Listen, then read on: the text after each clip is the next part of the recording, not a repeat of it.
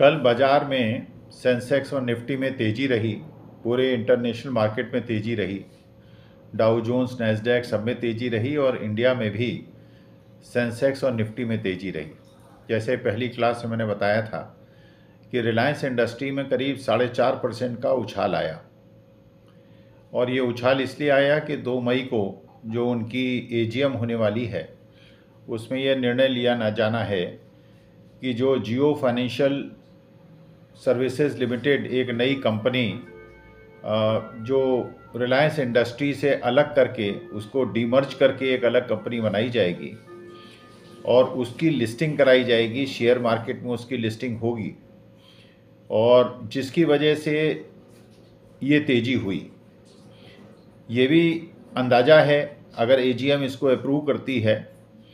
कि एक शेयर पर एक शेयर जियो फाइनेंशियल सर्विसेज लिमिटेड का मिलेगा। इसका मतलब अगर आप 20 शेयर्स हैं तो आपको 20 शेयर्स जियो फाइनेंशियल सर्विसेज के मिलेंगे। तो महत्वपूर्ण प्रश्न ये है,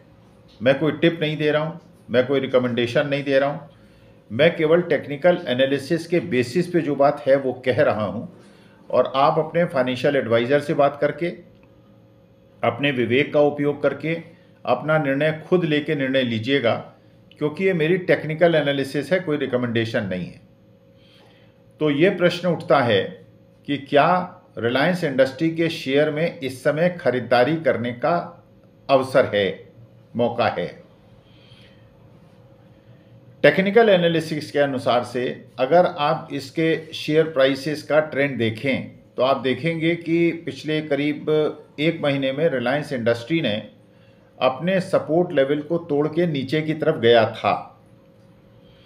और जो इसका बहुत महत्वपूर्ण सपोर्ट लेवल था उसको भी इसने तोड़ा था और ये माना जा रहा था कि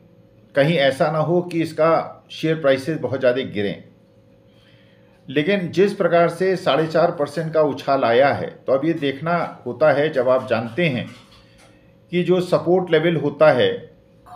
और मार्केट ऊपर की तरफ जाता है, जो रेजिस्टेंस लेवल को अगर तोड़ता है तो वो रेजिस्टेंस लेवल फिर सपोर्ट जोन बन जाता है और मार्केट और दूसरे बैंड में चला जाता है और ऊपर की तरफ चला जाता है, जो अब हो रहा है। तो ऐसा कौन सा स्तर है जहां पे आपको ये लगे कि अब खरीदारी का मौका है? तो अगर आप रिलायंस इंडस्ट्री में खरीदारी का मौका ढूंढ रहे हैं तो आप 2 चीज़ों का ध्यान रखें, क्योंकि मार्केट 4.5% बढ़ गया है। तो पहला ये कि मार्केट में जब डिप आए, जब रिलायंस इंडस्ट्री का शेयर नीचे की तरफ जाए, तब आप रिलायंस इंडस्ट्री के शेयर को खरीद सकते हैं, क्योंकि जितने भी एनालिस्ट हैं, जितने भी इंटरनेशनल एनालिस्ट हैं, रेटिंग एजेंसीज हैं, उनका मत ये है कि रिलायंस इंडस्ट्री की अपवर्ड जर्नी अब शुरू होगी। लेकिन पहला विकल्प तो आपके पास ये है कि जब रिलायंस इंडस्ट्री के शेयर में गिरावट आए तो उस समय आप खरीदें, अगर आप लॉन्ग टर्म के इन्वेस्टर हैं तो, और आप शॉर्ट टर्म इन्वेस्टर हैं, थोड़े दिनों के लिए निवेश करना चाह रहे हैं, तो केवल जब गिरावट आए तो खरीदें, क्योंकि हो सकता है कि रिलायंस इंडस्ट्री के शेयर में और सेंसेक्स निफ्टी में भी उतार चढ़ाव चलता रहे। तो इसलिए अगर आप शॉर्ट टर्म इन्वेस्टर हैं तो जल्दीबाजी ना करें, शेयर प्राइसेस को गिरने दें और तब खरीदें। लेकिन अगर आप लॉन्ग टर्म इन्वेस्टर हैं तो जिस प्रकार से डीमर्ज करने की बात हो रही है और ऐसा लगता है कि जो उन्होंने रिलायंस इंडस्ट्री लिमिटेड को एक कॉन्ग्लोमरेट बनाया था, धीरे धीरे करके जो मुकेश अंबानी साहब अपने बच्चों के बीच में जो डिफरेंट कंपनीज़ हैं उनको डीमर्ज करके और अलग अलग कंपनी, लिस्टेड कंपनी सब बच्चों के पास होंगी, अगर ऐसा है तो एक तो डिसेंट्रलाइजेशन होगा, कन्फ्लिक्ट ऑफ इंटरेस्ट नहीं होगा, आपस के अंदर कोई इस प्रकार की चीज़ नहीं होगी कि कौन चेयरमैन है, कौन एमडी है, कौन हस्तक्षेप करेगा, कौन नहीं करेगा। सब बच्चे अपना अपना कंपनी को देखेंगे और अपने अपने एरिया को देखेंगे। तो जिस प्रकार से फाइनेंशियल सर्विसेज को अलग करके और उसकी लिस्टेड कंपनी बनाने का प्रश्न है, तो अगर आप देखते हैं कि एक तो जब गिरावट आए तब खरीदने का मन बनाएं, और दूसरा अभी करीब 2340 के आसपास रिलायंस इंडस्ट्री का शेयर है। जब ये यहाँ से करीब 80 रुपये बढ़े माने करीब 2420 के आसपास आ जाए, 2415 2420 के आसपास आ जाए, तो इसका मतलब ये है कि इसमें जिन लोगों ने बियर कॉल्स ले रखी होंगी वो ट्रैप होंगे, एक अलग जोन में मार्केट चला जाएगा, रिलायंस इंडस्ट्री चला जाएगा, क्योंकि जो मूविंग एवरेजेस हैं उसके हिसाब से रिलायंस इंडस्ट्री का शेयर जब 20 डे मूविंग एवरेज के ऊपर गया है और जब वो गया है और सस्टेन किया है तो वो फिर 50 डे मूविंग एवरेज के आसपास ही चला गया है। तो इसका मतलब जो संभावनाएं व्यक्त की जा रही हैं, जो लोग कह रहे हैं, जो एनालिस्ट कह रहे हैं कि 2700 2800 यहाँ तक लोग कह रहे हैं 3100 तक का प्राइस रिलायंस इंडस्ट्री छू सकता है, तो अगर अगले एक हफ्ते में रिलायंस इंडस्ट्री का शेयर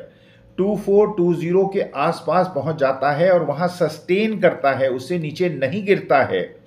तो इस बात की प्रबल संभावनाएं हैं कि ये 15-20% का अप मूव लेगा।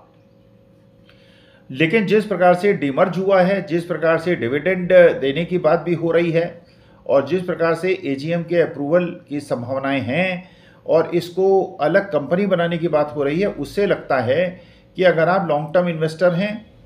तो निवेश अपने फाइनेंशियल एडवाइज़र से सलाह लेकर अपनी एनालिसिस कर आप कर सकते हैं। और ये जो मेरी राय है ये केवल टेक्निकल एनालिसिस है, एक अध्यापक की तरह, एक शिक्षक की तरह राय है, क्योंकि मैं अपना विश्लेषण करता रहता हूँ और उसी के आधार पे ये बात मैं कह रहा हूँ। मेरा कोई रिकमेंडेशन नहीं है, कोई टिप नहीं है, तो आप अपनी कॉल लें। लेकिन रिलायंस इंडस्ट्री की जो नई घटना घटी है और जिस प्रकार से वो डीमर्ज करके अलग यूनिट बनाने की, और आगे भी इस बात की संभावनाएं हैं कि अलग अलग यूनिट अलग अलग बच्चे को डीमर्ज करके लिस्टिंग करा के वो देंगे, तो इस बात की प्रबल संभावनाएं हैं कि ये कंपनी अच्छा काम कर सकती है। तो आप अपनी कॉल लें, ये मेरी एक एनालिसिस है, एक टीचर की तरह की एक एनालिसिस है। Thank you very much.